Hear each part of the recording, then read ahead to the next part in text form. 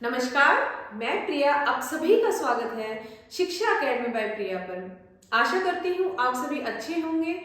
तो चलिए आज हम बात करेंगे एनसीएफ 2005 के बारे में। क्लास को स्टार्ट करते हैं और बात करते हैं एनसीएफ 2005। सीटेट में इतनी बार क्वेश्चन आया हुआ है कि एनसीएफ स्टैंड्स फॉर। सबसे पहला क्वेश्चन आपके पास टॉपिक का नाम से ही बन जाता है कि एनसीएफ की फुल फॉर्म क्या है। तो आपको याद रखना है कि एनसीएफ की फुल फॉर्म क्या है। National curriculum framework. National curriculum framework यानी कि राष्ट्रीय पाठ्यचर्या रूपरेखा। ठीक है, ये आपके पास 180 पेजेस का जब हमारे पास एनसीएफ 2005 आया था तो वो आप जो ड्राफ्ट डॉक्यूमेंट है आपके पास वो एक 180 पेजेस का है। और जब आप उसको पढ़ते हैं तो वहां से आपके जितने भी पैडागोजिकल इश्यूज हैं वो आपके धीरे धीरे आप जैसे जैसे पढ़ते जाओगे आपके सारे पैडागोजिकल इश्यूज वो डाउट जो भी है वो सारे क्लियर हो जाएंगे। क्योंकि एनसीएफ क्या बात करता है कि बच्चे कैसे सीखते हैं, बच्चे को टीचर कैसे सिखाता है, टीचर की क्या भूमिका होती है, टीचर बच्चे को बेहतर तरीके से समझाने के लिए कौन सी शिक्षण प्रणालियों का यूज करता है, शिक्षण सूत्रों का यूज करता है। ये सारी बात किसमें की गई है, एनसीएफ 2005 के बारे में। तो बात करते हैं कुछ थोड़ी हम इसकी बेसिक जानकारी से कि करिकुलम शब्द कहां से आया आपके पास, लेटिन वर्ड से आया। क्यूरे एक वर्ड है क्यूरे, ठीक है, जो कि हमारे पास लेटिन वर्ड है और उसका अर्थ क्या है, दौड़ का मैदान यानी कि रेस कोर्स। करिकुलम कहां से आया आपके पास, लेटिन वर्ड क्यूरे से आया है जिसका अर्थ है आपके पास रेस कोर्स, दौड़ का मैदान। अब बात करते हैं कि जो हम एनसीएफ पढ़ रहे हैं, जो हम अभी 2005 एनसीएफ पढ़ रहे हैं, कौन सी रूपरेखा है, कौन सा फ्रेमवर्क है।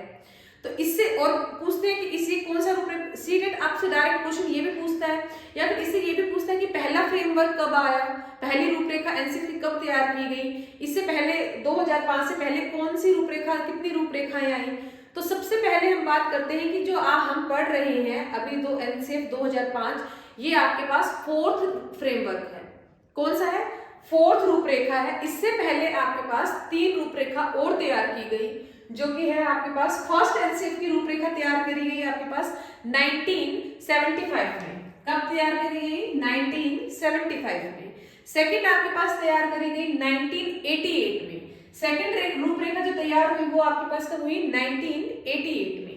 थर्ड आपके पास 2000 में हुई यानी कि सन 2000 में हुई थर्ड रूपरेखा।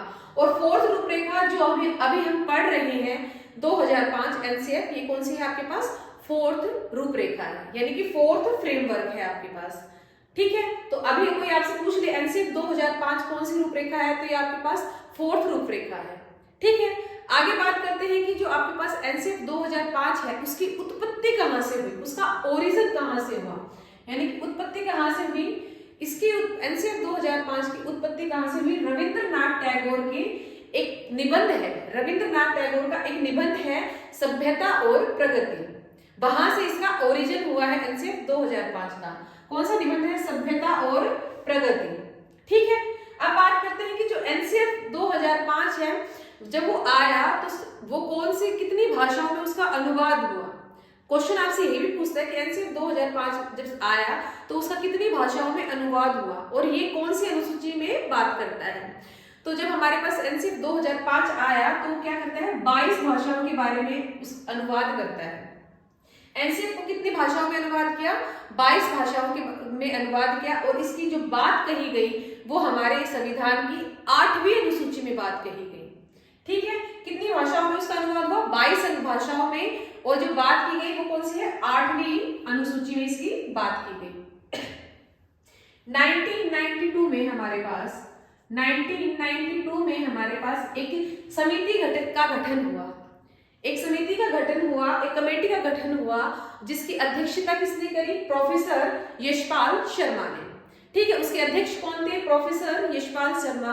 1992 में एक समिति का गठन हुआ जहां पर उन्होंने एक रिपोर्ट तैयार करी एनसीएफ के बारे में और वहां पर उन्होंने अपनी एक रिपोर्ट प्रस्तुत करी एनसीएफ के बारे में। कब प्रस्तुत करी, 1992 में। और उसके अध्यक्ष कौन है, प्रोफेसर यशपाल शर्मा। ठीक है, अब 1993 में अब क्या है, प्रोफेसर यशपाल ने क्या बताया कि हमारी जो शिक्षा है, हमारी जो हमारी लर्निंग है वो कैसे होनी चाहिए, learning without burden. Learning without burden, यानी कि शिक्षा बिना बोझ के, शिक्षा बिना बोझ के, बोझ के, शिक्षा बिना बोझ की। हमारी शिक्षा कैसी होनी चाहिए? बिना बोझ की होनी चाहिए। जब हम स्कूल जाते थे तो हमें याद, अब भी याद है मुझे, कि हमारे बैग तो, हमारी तो इतनी छोटी छोटी हाइट, हम इतने छोटे छोटे बच्चे, और हमारे बैग हमसे भी बड़े बड़े होते थे। तो क्या है कि बच्चा सीखेगा कैसे? जब बच्चा इतने वजन के नीचे दब रहा है तो बच्चा सीखेगा कैसे? तो प्रोफेसर यशपाल मानते हैं कि बच्चा सबसे एक बेहतर तरीके से जब सीख सकता है जब बच्चा बिना बोझ की शिक्षा को ग्रहण करे। ठीक है, यानी कि लर्निंग विदाउट बर्डन होना चाहिए, कोई बोझ नहीं होना चाहिए। बच्चा फ्री होकर जितना सीख सकता है वो बच्चा कभी भी बर्डन के साथ नहीं सीख सकता। ठीक है, तो ये बात कब करी? 1993 में। ठीक है, और एनसीएफ का जो नारा है आपके पास वो भी यही क्या है कि शिक्षा कैसी होनी चाहिए? Without burden, learning without burden. ये भी आपके पास एनसीएफ का नारा है, यानी कि एनसीएफ मेन बात इसी पे देता है, जोर देता है कि शिक्षा कैसी होनी चाहिए? बिना बर्डन के होनी चाहिए। अब शिक्षा किस सिद्धांत पर सबसे ज्यादा काम करता है? शिक्षा का सिद्धांत पर करके सीखने पर बल देती है, यानी कि बच्चा स्वयं से करेगा और स्वयं से करके सीखेगा तब बच्चा बेहतर तरीके से सीख सकता है। तो एनसीएफ 2005 ने जो एनसीएफ 2005 है वो किस सिद्धांत पर काम करता है? हमारे सबसे अधिक किस सिद्धांत पर बल करता है? क्रियाशीलता के सिद्धांत पर, यानी कि बच्चा स्वयं से एक्टिविटी से जो सीखेगा बच्चा एक अच्छे तरीके से और एक बेहतर ढंग से सीखेगा। ठीक है, तो एनसीएफ 2005 किस पे बल दिया? क्रियाशीलता के सिद्धांत पर। ठीक है, अब हम बात करते हैं कि एनसीएफ में कितने सिद्धांत, यानी कि एनसीएफ के पास जो आपके पास जो ड्राफ्ट आया था उसमें मेन 5 सिद्धांत बताए गए। ठीक है, और वो कौन कौन से हैं? फर्स्ट है हमारे पास, बच्चे का जो ज्ञान है ना वो सिर्फ क्लासरूम तक सीमित नहीं होना चाहिए, आपका विद्यालय तक या फिर कक्षा तक सीमित नहीं होना चाहिए। बच्चे का जो ज्ञान है ना वो बाहरी दुनिया से जोड़ना चाहिए। बच्चे को आप बाहरी दुनिया से कनेक्ट करके पढ़ाओगे। एग्जाम्पल आप ऐसे लो जो बाहरी दुनिया के हो, बच्चे को बाहरी नॉलेज भी होनी चाहिए, बाहर की क्या उसके आसपास में क्या हो रहा है। तो क्या करना है आपको? बच्चे को बाहरी ज्ञान से क्या करना है? जोड़ना है। कभी अगर आप बच्चे को सिर्फ कक्षा तक या फिर स्कूल तक सीमित रखोगे बच्चा कभी सीख नहीं सकता एनसीएफ 2005 के अकॉर्डिंग, और वैसे भी नहीं सीख सकता। तो बेहतर क्या है कि बच्चे को क्या करो? आप बाहरी ज्ञान से जोड़ो। सेकंड क्या है? रटंत प्रणाली से दूर करना, यानी कि रोट लर्निंग बैन करना। आप क्या करोगे? बच्चे को रोट लर्निंग से दूर लेके जाओगे, बच्चे को रटने पर कभी भी फोकस नहीं करोगे कि हाँ मैंने आज ये चैप्टर दे दिया कल आप याद करके लेके आना। क्या करोगे? आप बच्चे को सिखाओगे और एक्टिविटी बेस में या आनंद के तौर पर या मजे से बच्चे को क्या करोगे? आप सिखाओगे, कभी बच्चे को रटंत प्रणाली नहीं सिखाओगे। ठीक है, थर्ड है हमारे पास बाल केंद्रित शिक्षा। जो शिक्षा तो आप बच्चे को दे रहे हो, शिक्षा किसको दोगे? बच्चे को। तो बच्चे को समझ में भी तो आना चाहिए ना। तो जो बच्चे को आप शिक्षा दे रहे हो वो बच्चे के लेवल तक, स्तर तक होना चाहिए, यानी कि बच्चे के शिक्षा कैसी होनी चाहिए? बाल केंद्रित। कैसे होनी चाहिए? बाल केंद्रित शिक्षा होनी चाहिए। और क्या होना चाहिए? जिससे अगर बाल केंद्रित, जैसे फर्स्ट क्लास का बच्चा है तो आप उसका पाठ्यचर्या इस तरीके से तैयार करो कि बच्चे को उसी तक सीमित रहना चाहिए। जैसे 1 2 3 आप उसमें एडिशन, जोड़, घटा सब कुछ सिखा रहे हो तो उसके मानसिक स्तर को देखते हुए आप उसका सिलेबस तैयार करो। तो क्या है, उससे बच्चे का चहुमुखी विकास होगा। और बच्चे को फन वे में सिखाओ, बच्चा करके सीखे, बच्चे को ज्यादा से ज्यादा एक्टिविटी सिखाओ, करके देने का उसको मौका दो ताकि बच्चा अच्छे से सीख सके। और बच्चा अगर शिक्षा बाल केंद्रित होगी तो बच्चे का क्या होगा? चहुमुखी विकास होगा, बच्चे का मतलब ऑल ओवर डेवलपमेंट हो जाएगा, होलिस्टिक डेवलपमेंट हो जाएगा। ठीक है, फोर्थ है आपके पास जो आपकी परीक्षा प्रणाली है वो कैसी होनी चाहिए? फ्लेक्सिबल होनी चाहिए, हमें कभी भी ऐसे कठोर नहीं होनी चाहिए। परीक्षा प्रणाली क्या होनी चाहिए? लचीली। उसमें आपके पास हार्ड भी क्वेश्चंस देने चाहिए, बहुत इजी, और फिर इजी भी देने, मॉडरेट भी देने चाहिए, इजी देने चाहिए, हार्ड भी देने चाहिए। तो परीक्षा प्रणाली का जो पैटर्न है वो फ्लेक्सिबल होना चाहिए। बिल्कुल ये नहीं कि आपने बिल्कुल हार्ड दे दिया या फिर बहुत ही इजी दे दिया।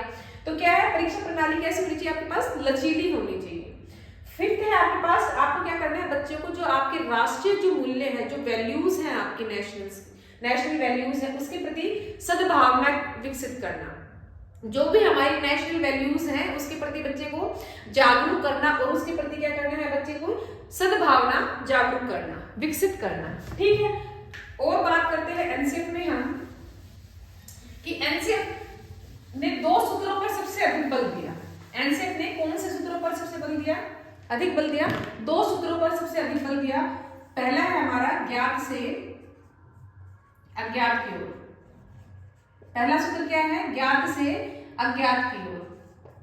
मतलब जो चीज आपको पता है उससे आप जो आपको नहीं पता उस तक पहुंच रहे हो। ठीक है, क्या है ये आपके पास, known to unknown, known to unknown. Second है आपके पास मूर्त से अमूर्त की ओर, अमूर्त की ओर, की ओर। पहला कौन सा आपके पास, ज्ञात से अज्ञात की ओर। एनसीएफ ने 2 सूत्रों पर अधिक बल दिया और वो 2 सूत्र कौन से हैं? पहला है आपके पास ज्ञात से अज्ञात की ओर, सेकंड है आपके पास मूर्त से अमूर्त की ओर। ठीक है, अब बात करते हैं कि उन्होंने प्रमुख सुझाव, एनसीएफ 2005 में प्रमुख सुझाव क्या दिए कि क्या किस तरीके से आपके पास एनसीएफ में बच्चे ज्यादा बेहतर तरीके से सीख सकते हैं, शिक्षा ज्यादा अच्छे से लर्निंग कैसे करें, बच्चे को शिक्षा कैसे देनी चाहिए, टीचर का क्या रोल है, इसमें क्या आपके पास कुछ सुझाव दिए गए।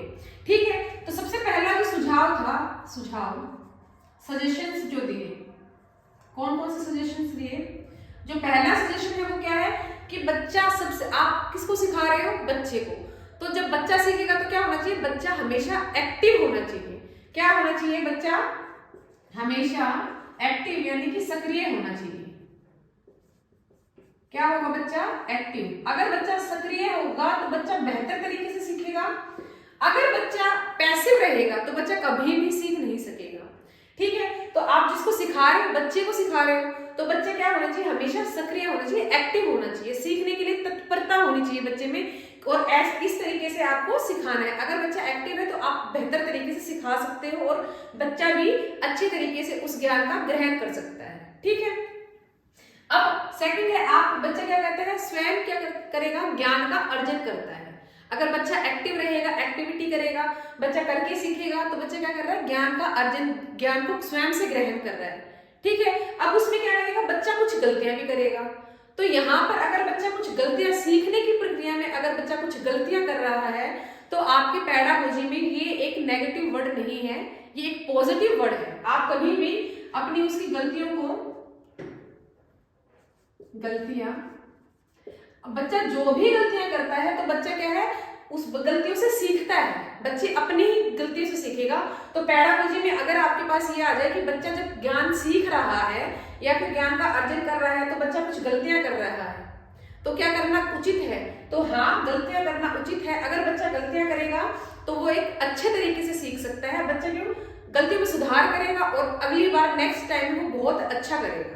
ठीक है, तो क्या है आपके पास? गलतियां एक आपको पॉजिटिव वर्ड है आपके पास कि सीखने में गलतियां कर रहा है तो बच्चा क्या है? पॉजिटिव तरीके से आगे बढ़ रहा है। ठीक है, बच्चा एक्टिव रहेगा, बच्चा खुद से करके सीखेगा और उसमें खुद से करेगा तो बच्चों से कुछ गलतियां होंगी और गलतियां होंगी तो बच्चा अगली बार उसमें फिर सुधार करेगा और अच्छे तरीके से सीखेगा।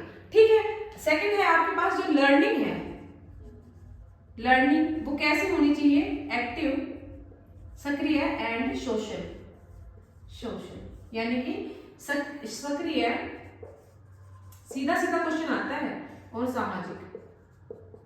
सीटेट तो पता नहीं कितनी बार ही यही क्वेश्चन पूछा गया है, जो आपकी सीखने की प्रक्रिया है वो कैसे होनी चाहिए। तो आप बच्चे की जो सीखने की प्रक्रिया है वो कैसे होनी चाहिए? एक्टिव होनी चाहिए एंड सामाजिक यानी कि सोशल होनी चाहिए। तभी बच्चा एक बेहतर तरीके से, अगर बच्चा बेहतर एक्टिव रहेगा तो अच्छे से सीखेगा। बच्चे को बाहरी ज्ञान से जोड़ोगे तो सोशल आ जाएगा। तो क्या है? सोशल होनी चाहिए आपकी सीखने की प्रक्रिया, और क्या है आपके पास? बच्चा एक्टिव होना चाहिए। सेकंड, आप बच्चे को कभी भी क्या नहीं करोगे? कभी भी पनिशमेंट नहीं दोगे बच्चे को, कभी धमकी नहीं दोगे बच्चे को। आपको बच्चे को दंड या पनिशमेंट जो भी आपने दी बच्चे को, वहां पर आपके पास भाई आपको नोटिस मिल जाएगा कि आप बच्चे को कुछ नहीं कर सकते।